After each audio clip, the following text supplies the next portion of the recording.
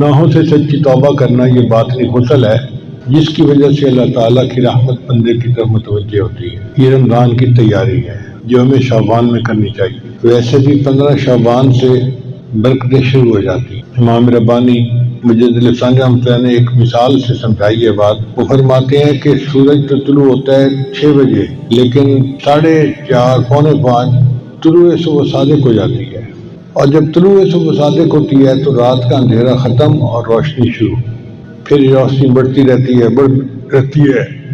حتیٰ کہ سورج طلوع ہونے سے چند منٹ پہلے اتنی روشنی ہوتی ہے کہ پتہ ہی نہیں چلتا کہ سورج طلوع ہو گیا یا نہیں ہو گیا۔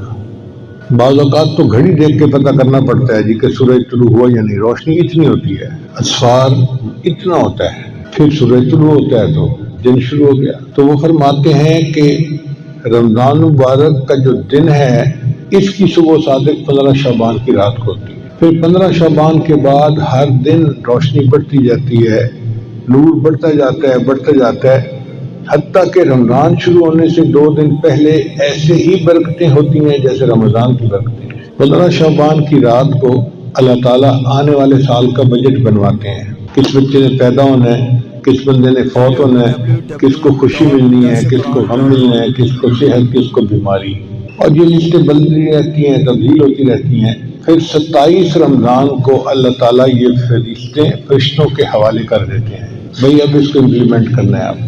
اب آپ بتائیں کہ ہم جو ہر وقت روتے رہتے ہیں، رزق کی تنگی، صحت کی مسئلے، فلاں مسئلے، بھائی جب فیصلے ہونے کا وقت ہے اس وقت کیوں نہیں رو دھو لیتے؟ جب اللہ تعالیٰ فیصلہ فرما رہے ہیں اس وقت اگر رو لیں گے تو اللہ تعالیٰ فیصلہ تبدیل کر دیں گے۔ اب جب ایک دفعہ فیصلہ ہو گیا اور لسٹیں بن کے مل گئی فرشتوں کو، پھر ہم کہتے ہیں جی تقدیر بدلواؤ، تو بیوقوفی ہے نا ہماری۔ ہمیں دعا اس وقت کرنی چاہیے جب اللہ تعالیٰ فیصلے فرما رہے ہیں۔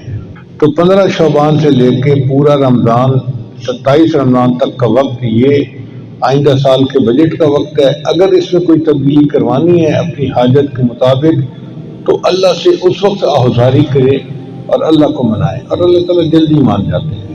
اللہ تعالیٰ ایسے مہربان ہے کہ بندہ اگر نافرمان بھی ہو جائے تو بھی اللہ بندے کو نہیں چھوڑتے۔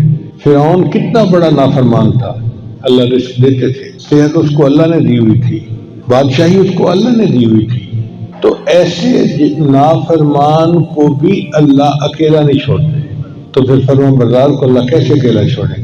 اس لیے ہمیں چاہیے کہ ہم اس وقت کی قدر کریں اور خوب عبادت کریں۔